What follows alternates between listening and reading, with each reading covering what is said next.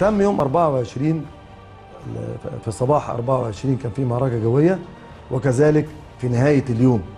في نهاية اليوم دي كانت معركة لها شأن كبير جدا. طلعنا من المطارات بتاعتنا بأعداد كبيرة زي ما هم كانوا داخلين علينا، واشتبكنا مع الطائرات المعادية.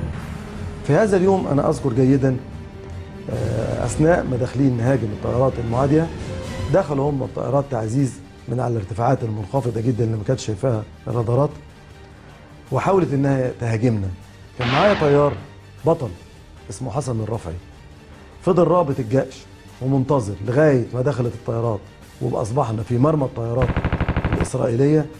أصدرت ليه الأمر بالهجوم في اتجاه يخش في وشهم يخبطهم.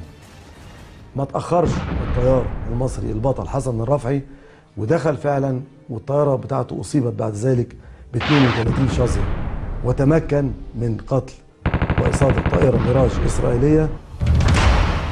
لن أنسى لك أبدا يوم أنقذت حياتي فأصبحت مدينا لك بها، يوم حذرتني من مهاجمة الطائرات المعادية لي، وتمكنت بفضل الله وبك من الإفلات منها. 8 طائرات ضد 30 طائرة معادية، وكانت نتيجة مشرفة.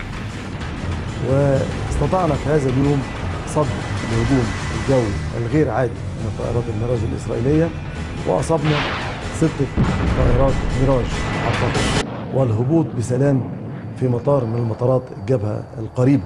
خضنا سويا معركة الشرف والبطولة، فكنت نعم المقاتل الشرس وخير الرجال. حين نتكلم عن الشجاعة نتذكر المنصوري، حين نتكلم عن البطولة نتذكر المنصوري، حين نتكلم عن الرجولة نتذكر المنصوري، حين نتكلم عن الصداقة نتذكر المنصوري، لأننا كنا سرب المنصوري.